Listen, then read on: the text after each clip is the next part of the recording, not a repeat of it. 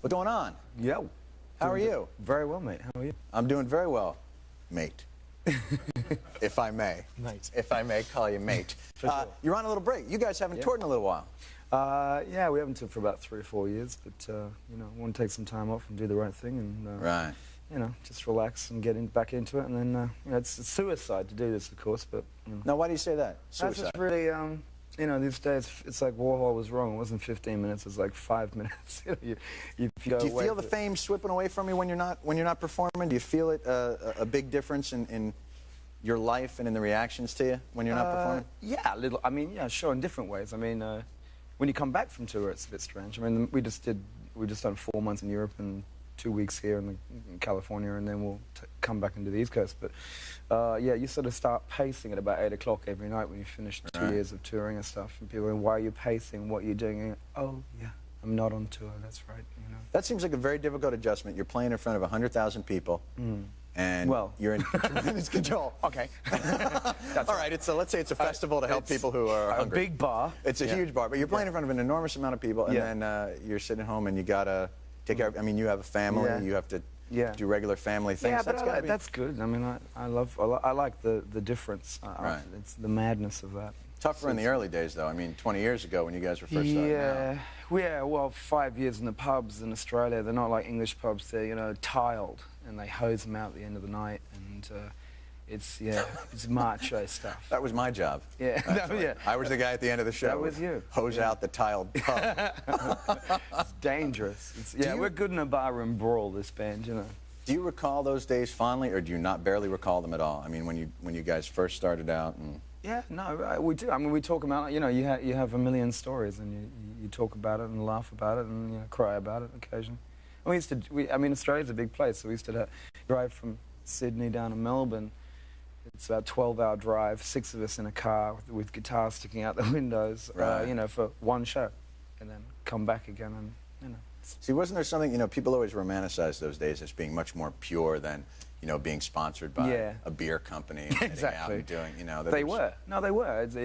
It was much more innocent. It wasn't as much money. I mean, when we started, our record company was in a little shack, you know, and now it's a giant, you know. Right, office. and you helped build that giant office. That is I go around occasionally and steal furniture. Right. Any of the favorite stories? Like, same band for 20 years, right? Yeah, same guy. Which is extremely unusual. Since I was about 16 or 17, yeah. It is unusual. Who annoys you the most in it? Is there someone who annoys you the most that is this close to being thrown out all the time? Always this close? At last, my chance.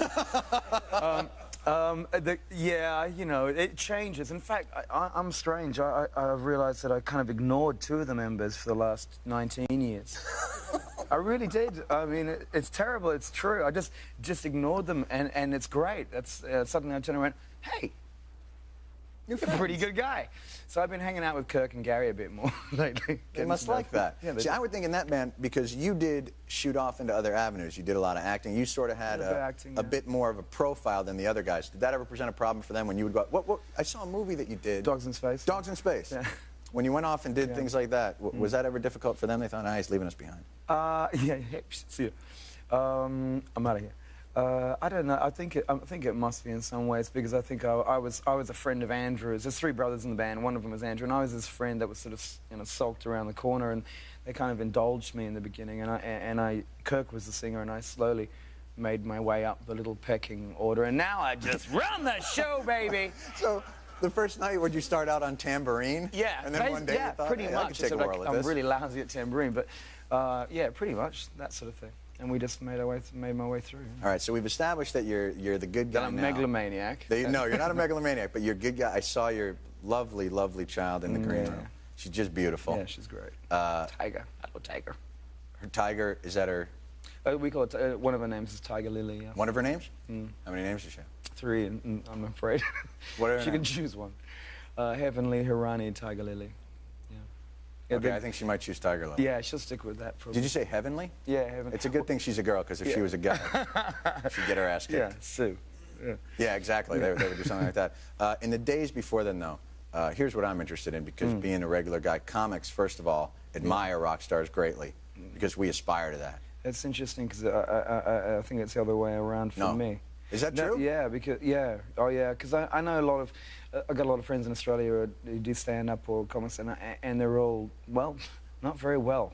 You know, they're all very serious or disturbed, and I think that's how it all comes out. You know, it's a way of dealing with the world, and it's a bit the same for us. You know? So we have that in common. Yeah, it is similar, but I think what we admire about rock stars is the charisma associated with it. And that we have sort of a theory in the comedy world, and I'm not sure if I can say this, but it is late at night, and that is that the world's worst bass player gets laid more than the best comedian.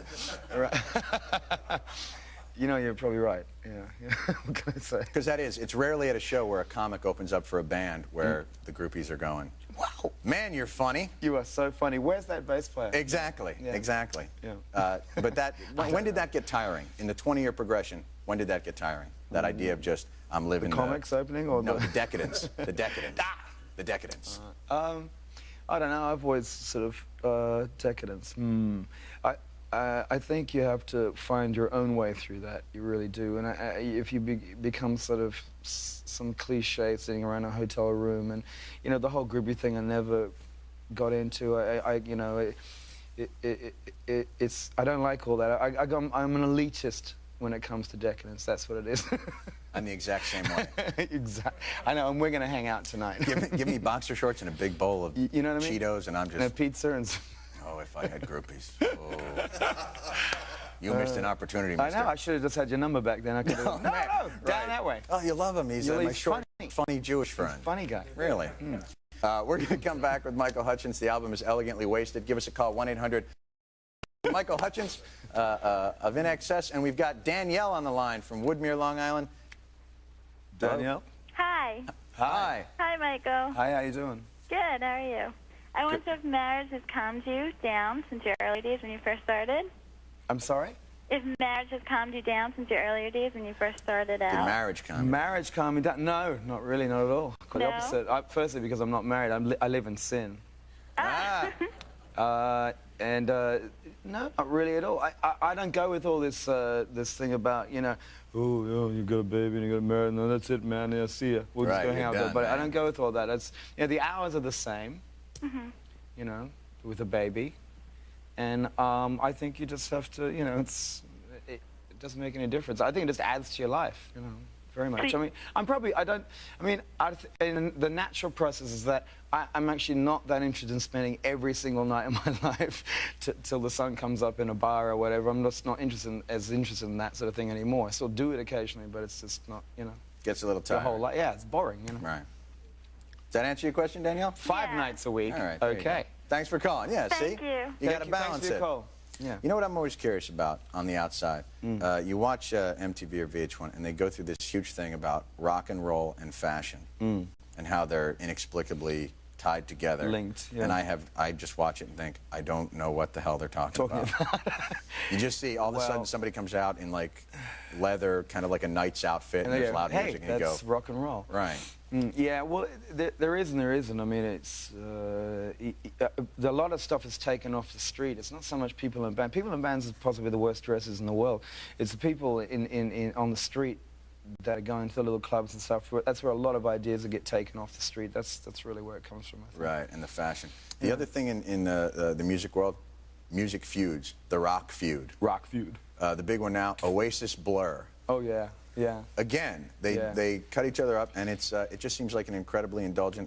It's very indulgent. Yeah, it's kind of over now because they're just tired of it in England. But I live in London, and boy, yeah, they pit them against each other, and they sell a lot of magazines doing it. Basically. So it's basically a marketing tool more than anything else. Because you know how we settled it in the old days back in Jersey. Yeah. If I may say. Same in Australia. Battle of the Bands. Battle of the Bands. Do you remember that? I thought you were going to say. Punch the... No, fighting. Battle of the Bands. You get like 10 bands together. Did you guys ever have to go through that in Australia? No, never did a Battle of Bands, sorry. Never? Never. Promise. And then the winner would get like, you know, a mirror with Bon Jovi's picture on it? Yeah, a microphone, yeah, a plastic one. Yeah, exactly. Yeah. No, we used to have, not Battle of the Bands, we used to have, I don't know, no Battle of the Bands. None of that. Is your songwriting more mature now as you've gotten older? I notice a lot of bands as well, they get famous, and then they write the It's Really Hard to Be Famous album. They lose it one, yeah. This is really tough. Yeah, exactly. The album where all the songs are like, my life is mine, you can't steal my soul. And you just think, what the hell happened? No, that's right, yeah. No, that's right. Well, the problem is, all the angst and stuff, I guess you kind of learn to replace it. You know, you get an older angst or something. You know, you still have passions, and hopefully I do, and things that, you know, I really believe I have to put down onto music. I still do. And there's been moments where I haven't, and I know I've been... Did it come easier in the early days in terms of writing? Yeah, you know, it's amazing how working in a factory for 12 hours from 5 a.m. and not being able to pay the rent, how many good songs you can write during that process. And still the inspiration. It's not... Yeah. Because I find that when I'm writing comedy now, I have to sit down and really try to bang it out. Yeah, because you get a pattern, and the problem is you get a habit, and you get tricks, and you have to be wary of your own tricks that you start repeating, and you have to move away from them. You know. Is this album the best work you guys have done? I think it's some of our best, definitely. You know, I think it's fresh. It's hard. I mean, when Andrew and I were writing, we did something we haven't done for so long, which is like since we've known it since we were at 12. But we just rang each other up and say, okay, weekend here, weekend there, over 9 months. You know, not like here's the month where you have to make the record, here's the record, here's the video, and all that. That's why we had so much time off. You know, and we just, as we wrote it, we recorded it, and we just kept most of it. Most of what's on the record is. First takes and yeah, stuff like that. You know, wow, so you guys really bedrooms, you know, or hotel want to get out of the studio. Yeah, exactly. Yeah. Exactly. They were like, for a second there. Hey, let's go to dinner. We're out of here. Yeah. All right. 8 days. It was good. We're going to commercial. When we come back, still can we have no? Oh, no. All right.